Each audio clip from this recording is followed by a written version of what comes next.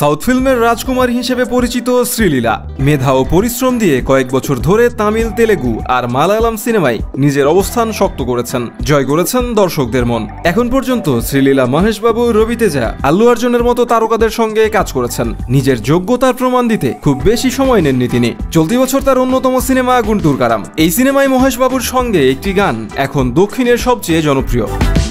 খুব শিগগিরই তাকে দেখা যাবে ওস্তাদ ভগৎ সিং সিনেমায়। অ্যাকশন থ্রিলার ঘরানার এই সিনেমায় তার বিপরীতে আছেন পাওয়ার স্টার পবন কল্যাণ। তবে এসব ছাপিয়ে নতুন খবর হলো শ্রীলীলার বলিউড অভিষেক।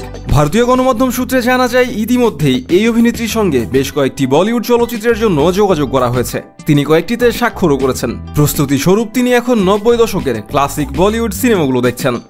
সূত্রটি আরও জানায়, শ্রীলীলা খুব ভালো একজন নৃত্যশিল্পী, যা তার বলিউড ক্যারিয়ার রাঙাতে ইতিবাচক ভূমিকা রাখবে। ভক্তরা খুব শিগগিরই অভিনেত্রীর কাছ থেকে শুনতে পাবেন একজন বড় পরিচালকের সঙ্গে বলিউডে তার অভিষেক হচ্ছে।